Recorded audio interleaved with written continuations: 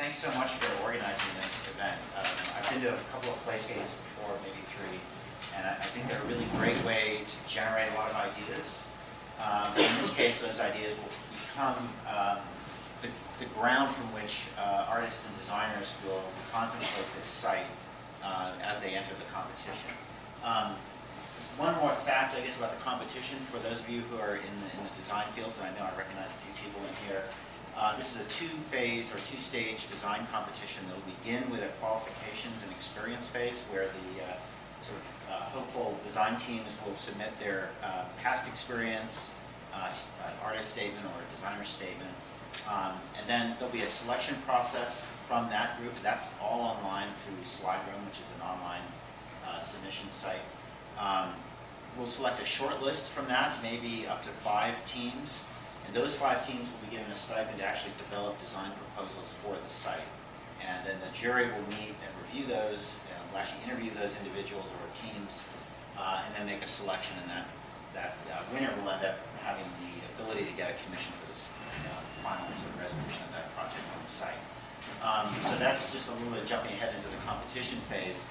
As Connie mentioned, our role in Minde is the design architect for the 2 adjacent buildings. So in this diagram, this is the diagram that was published in the newspaper a few weeks ago, so you might recognize it.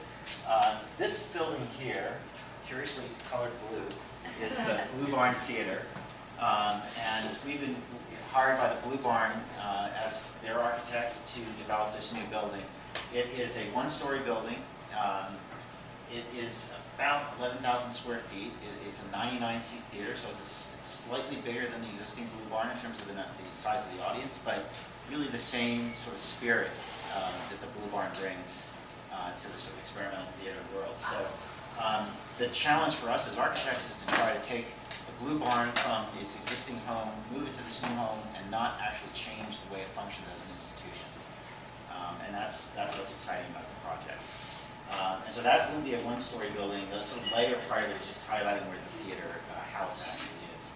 And then the other building here is Nancy Mamel's project. It's called Boxcar 10. And it is a mixed-use building. It'll have a restaurant at ground level. And perhaps we're still working in schematic design, for those of you who know what that means, which means things are still somewhat flexible. But we're looking at a 4-story building with a restaurant at the ground level and 3 floors of loft-style condominiums. These will be real lofts. They're going to be open spaces. They're not lofts that are sort of divided up into rooms. It'll be one big room with a bathroom and kitchen at one side. So really sort of stripped down, very simple housing for artists and creative folks. And those will have a great view over the top of Blue Barn, looking out towards the north. You'll see, on the northwest downtown, and the northeast, you can see the river. It's really, you can see from the site, you can see those views. You can imagine being a few floors above grade. It'll be a really fantastic view. So those 2 buildings together form the eastern, a little more than half of the site on the eastern side. And then there'll be a parking area right around here that'll serve the residents in the Boxcar 10 building. And then the remaining quadrant of the site there in green is the Green in the City site. It's on the corner of 11th and Pacific. And the vision for this is that this would be a public space, so open to the public, and it will also be a sort of performance or event kind of space, a space that can host a variety of different events. And one of the most interesting parts is that it'll actually connect to the theater. If we go to the next slide, it might be slightly more clear. This gives a little bit of scale. This is a site plan. You can see the actual seating in the house.